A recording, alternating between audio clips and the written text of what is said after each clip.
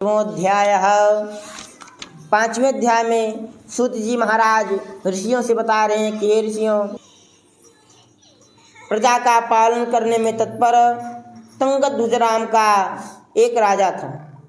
वह राजा भगवान का व्रत एवं पूजन करता था, अपनी प्रजा को पुत्र के समान मानता था। राजा एक दिन जंगल में आखेट करने के लिए गए, शिकार करने के लिए गए। राजा वहां पर अनेक प्रकार के पशुओं का संहार किया। उसके बाद राजा एक पीपल वृक्ष के नीचे आकर विश्राम किया।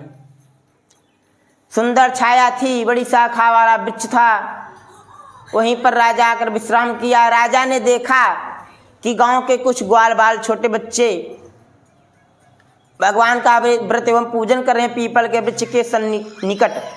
उसी जंगल में राजा ने देखा कि पूजन कर रहे हैं, फिर भी राजा ना तो वहाँ गए, ना भगवान को दूर से प्रणाम ही किया, ना मस्तक ही झुकाया। राजा अर्धनिंद्रित हो गया उसी सुंदर छाया में। पूजन समाप्त होने के बाद ग्वाल बालों ने देखा कि नगर के राजा जंगल में विश्राम कर रहे हैं। ग्वाल बालों ने प्रसाद लाकर राजा को दिया। राजा प्रसाद को ग्रहण नहीं किया, प्रसाद को वहीं पर छोड़कर नगर वापस आए तो देखा कि राजा के 100 पुत्र थे। 100 पुत्र थे, 100 मूर्छित हो गए हैं। राजा का सारा राज्य संपदा सब कुछ गायब है, सारी सेना भी मूर्छित है। यह देखकर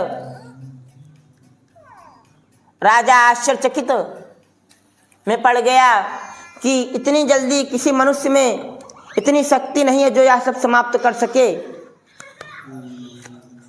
राजा विद्वान था, भगवान का पूजन वंदन करता था।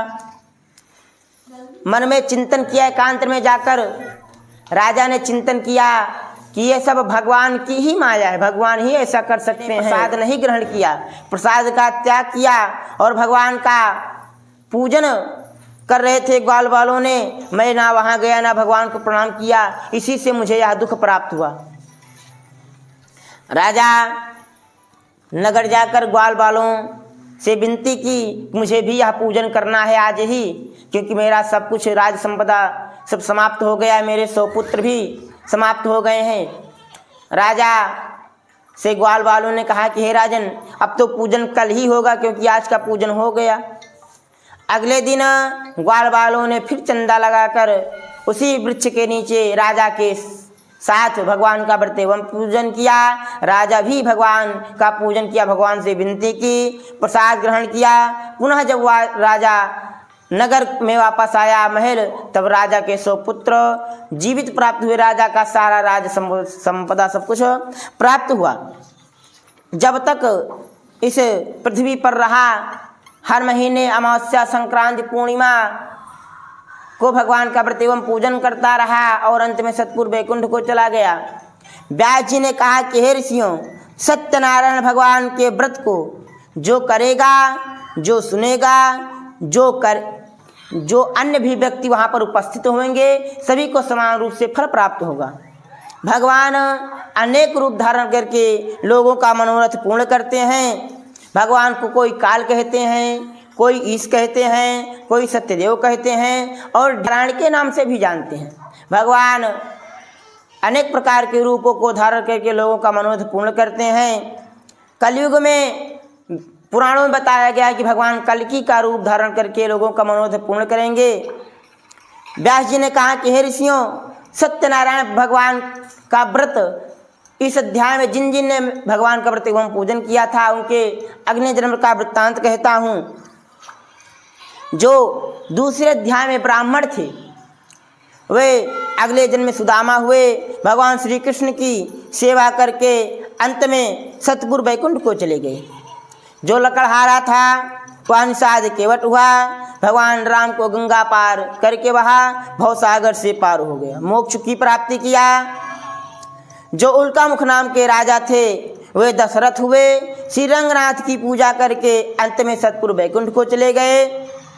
इसी प्रकार धार्मिक और सतव्रती साधु पिछले जन्म में के प्रभाव से मोरध्वज हुए नाम के राजा हुए और अपने पुत्र की आधी देह आरे से चीरकर भगवान कृष्ण को विष्णु को अर्पण करके मोक्ष को प्राप्त किया।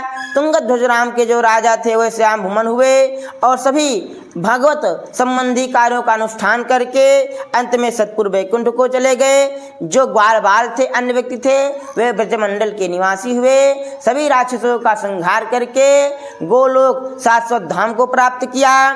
श्री स्कंद पुराण रेवा खंडे श्री सत्यनारायण व्रत कथायाम बोले सत्यनारायण भगवान के जय हो, बोले घुसमेश्वरनाथ धाम के जय हो। लक्ष्मी नारायण ले नारायण ले भजमन नारायण ले नारायण ले नारायण ले लक्ष्मी नारायण ले नारायण ले नारायण।